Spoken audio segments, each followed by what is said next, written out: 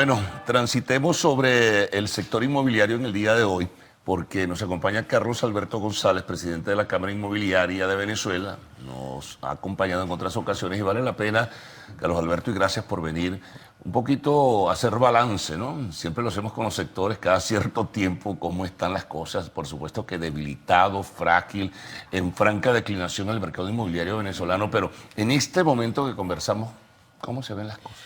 Sí, bueno, hay una serie de noticias nuevas que han impactado el sector, el tema del censo, el tema de esta figura, que no es una figura oficial, el Ubica tu Casa, que bueno, que contribuyen al deterioro del sector en su general, que bueno, que como toda la economía venezolana ha venido en franco de crecimiento en los últimos 5 años.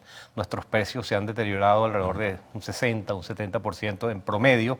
Somos el precio en vivienda más económico, más barato de toda Latinoamérica, comparado prácticamente con cualquier ciudad pequeña de cualquier país. Y bueno, y ahora nos viene este chaparrón del censo, del plan Ubica tu Casa, donde se ha creado un marasmo y una incertidumbre total, sobre todo en la gente que se nos fue. Claro. Sí, te podrás imaginar la incertidumbre, la preocupación de todas aquellas personas que se nos fueron, que tienen su vivienda acá todavía, Claro. que no la vendieron o no han podido venderla o simplemente no han querido venderla. Entonces, bueno, es parte de lo que ha sucedido Ahora, en nuestro sector. pero todo es muy confuso porque de repente hay una formalidad que te presenta una publicidad oficial y tal y cual, y de repente en forma paralela actúan estos grupos llamados colectivos e incluso con el apoyo han denunciado de algunas autoridades policiales. Me parece un abuso Hay que total y distinguir las absoluto. dos figuras, ¿no? Sí, ¿no? La figura del censo, que, bueno, una figura institucional, que luego hablaríamos un poquito de esto, y Claro, esta pero figura... eso no es esta no es la fecha para ese censo, ¿no? Tengo Bueno, hay entendido. varias cosas. Sí. Hay varias cosas que me gustaría abordar, Sí, sí. pero el tema al otro, el de Ubica tu Casa, Sí. es una actividad delincuencial. Claro. Es simplemente invadir, es robar. Al tú ocupar viviendas que están desocupadas, por supuesto, están cometiendo un delito. Sin embargo, hay que hacer la distinción de que no es una actividad generalizada. Esto nació Sí, es hace muy aproximadamente puntual, pero- año y medio. Me recuerdo que vine a tratar este punto acá en este programa hace como año y pico, porque se planteó en un portal de noticias, el Ubica tu Casa, y bueno, y se creó una serie, se generó una serie de incertidumbres, de preocupaciones por parte de la gente que después terminaron en muchas fake news. Sí, falsas noticias. Sí, pues. y también, bueno, afortunadamente sin consecuencias en aquel momento. Ahora, de la mano del censo, o Ajá, explícame eso. paralelo al censo, se crea otra vez la figura. Hay una o dos denuncias concretas. Hay un edificio acá en Caracas, en la Avenida Victoria, y otro en Santa Rosalía, donde se intentó y se cambiaron cerraduras por parte de grupos no identificados, quizás colectivos, se habló de consejos comunales, se habló de apoyados por la Siempre policía. levantan la banderita venezolana y Sí, buscan cualquier no excusa asociados para- al censo, hay que ser claros, simplemente se aprovechó la figura del censo y ellos entraron, ¿no? Afortunadamente, me comuniqué ayer con dirigentes de los vecinos y lograron que los 2 apartamentos que habían sido ocupados fueran desocupados por esta gente y sus dueños o sus ocupantes legales ya están adentro de las viviendas.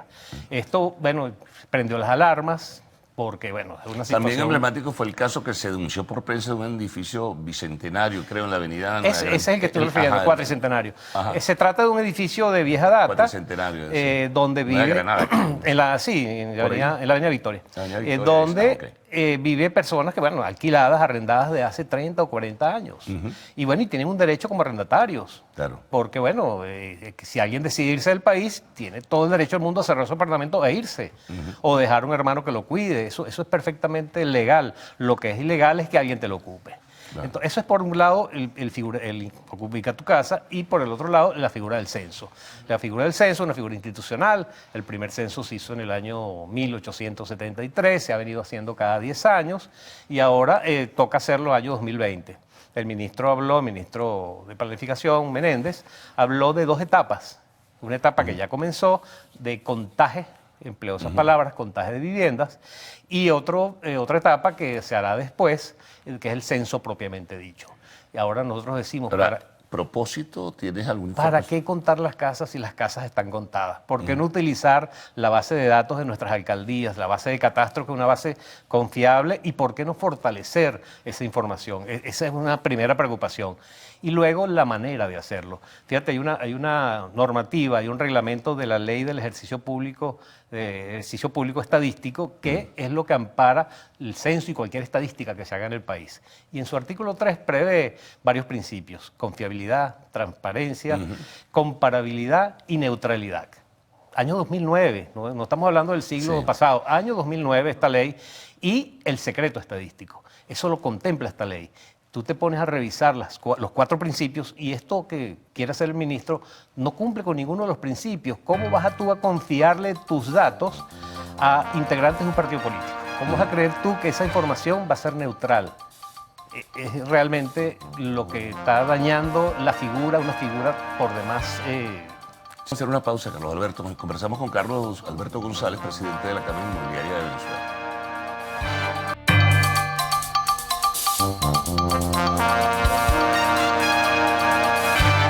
Bueno, compartimos con Carlos Alberto González, presidente de la Cámara Inmobiliaria de Venezuela. Carlos Alberto, un factor importante frente a esta situación tan confusa es la organización como tal, la organización social, digo, la alianza de los vecinos, porque esto de que si alguien de un edificio decide irse porque, bueno, necesita mejorar su vida y se le presenta una oportunidad, bueno, pero su casa está ahí, su apartamento está ahí. ¿Cómo hacer para evitar que los vivos de costumbre pretendan apoderarse de algo que no es de ellos? Antes de todo hay que aclarar que esto no es una actividad masiva. Sí. Se han presentado pocos casos a nivel nacional, son episodios, sí. pero como decía antes, hay que estar alerta, y la organización comunal es importantísima. Los vecinos deben cuidar los apartamentos, incluso de los vecinos que están fuera, porque cuidando los apartamentos de los vecinos que están fuera, cuidan los propios. Es simplemente protección de la propiedad privada. Y por supuesto hacer las denuncias respectivas ante las autoridades. No tomar justicia por propia mano, pero sí estar pendientes y tratar de que no ocurran estos hechos. Ahora, en el caso, por ejemplo, que puedan también aparecer la intención, con el caso de segundas viviendas, la gente que tiene segundas viviendas de recreación, en fin, o porque la compró, porque vio una oportunidad, o porque la quiere dejar para sus hijos, lo que fuese. Para lo que sea, es propiedad privada, Claro. La gente invirtió su dinero, su trabajo en comprar eso y debe ser resguardada como cualquier otra vivienda. Hasta ahora no ha habido, bueno, en el pasado ha habido amenazas, intentos, Sí, en el pasado una... pero realmente hasta ahora no hemos notado, no hemos percibido ninguna amenaza hacia esas viviendas. Pero por supuesto hay que estar pendiente.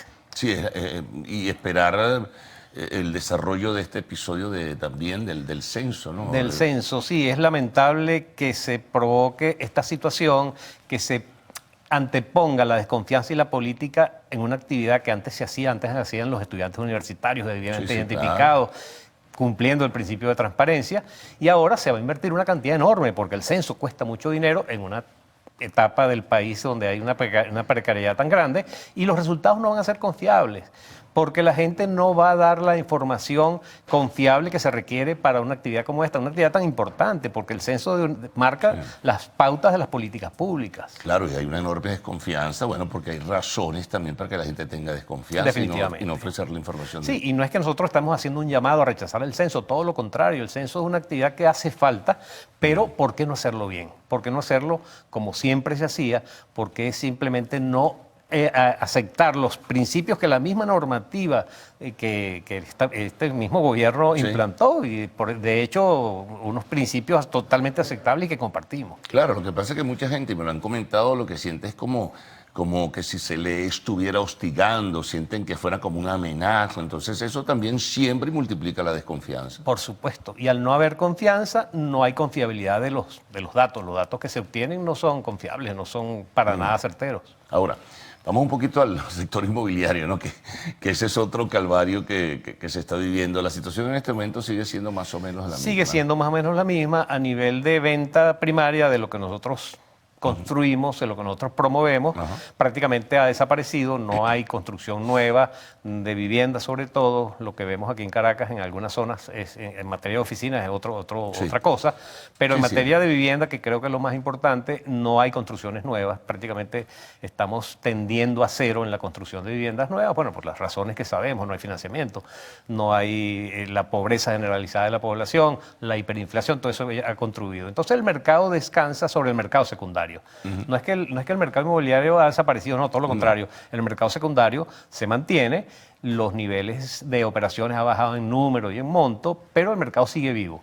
Sigue vivo porque, bueno, los 17, 18 millones los 27, 28 millones que todavía estamos acá, necesitamos vivienda, necesitamos trabajar y, bueno, y el mercado, nosotros como sector inmobiliario nos sostenemos en función de ese mercado secundario.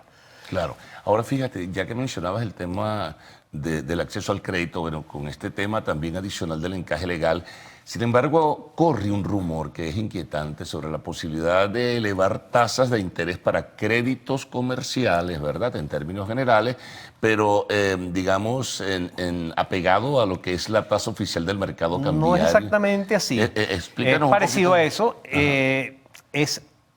La tasa va a mantenerse fija, aparentemente. Debió salir la semana pasada, no ha salido, esperemos que salga rápido. La tasa va a ser fija. Lo que va a ser variable es el capital. Tú vas a contratar en bolívares hoy, en una unidad de cambio similar a la chilena, y entonces al vencimiento vas a pagar en los bolívares a la tasa de cambio de la fecha en que tú pagues. Y los intereses van a estar fijos. Eso es lo que te iba a decir, cómo iban a quedar los intereses. Sí, no, los intereses van a ser fijos. Nos hablaron de unas tasas relativamente bajas, 7, 8%, pero es simplemente especulación, no lo sabemos hasta que salga el programa. Claro. Esto no es tan malo, yo no lo veo malo en el sentido de que puede reactivar el crédito comercial, porque la idea es que si esto se implanta, desaparecería o se bajaría notablemente el encaje legal absurdo que tenemos. Ahora, ¿eso pudiera eventualmente ayudar al sector inmobiliario? No, es muy poco porque estamos hablando de créditos a corto plazo y nuestras necesidades son de créditos a largo plazo, tanto para construir como para adquirir. Crédito que desapareció en nuestro caso hace ya casi 5 años. No existe el crédito para el sector desde hace 5 años. En este caso, lo del encaje es simplemente terminar de destruir lo que ya no teníamos. Ahora, ya para concluir, Carlos Alberto, entonces, el sector inmobiliario igual, el acceso al crédito, cuando ustedes han planteado la posibilidad de que se flexibilice el tema para el sector inmobiliario para construir, no ha habido... Mira, mientras no se resuelva el tema transversal de la hiperinflación, no hay posibilidad de que eso suceda. No podemos pensar en un crédito a largo plazo a tasa fija con una hiperinflación que el fondo estimó en 10 millones. Yo aspiro y espero que sean los 3 millones que estimó otra gente. 1 millón. En fin. Pero son cantidades grandísimas que simplemente no subsisten. Un crédito a largo plazo no subsista con ese tipo de hiperinflación, ni aquí ni en ningún sitio donde haya habido hiperinflación. Bueno, gracias por toda esta explicación. Bueno, nos pasamos por varios. Sí, una nota positiva para terminar. Mira, nuestros precios pueden recuperarse rápido ante cualquier cambio pequeño en lo económico, en lo político. El llamado es a que la gente no regale sus casas todavía. Simplemente esperemos, es posible que mejoren los tiempos y los precios van a ser muy reactivos ante cualquier cambio pequeño. Bueno, muy bien, gracias Carlos Alberto. Carlos Alberto González, presidente de la Cámara Inmobiliaria. Una pausa, al regreso, arte y espectáculos en Lo Actual.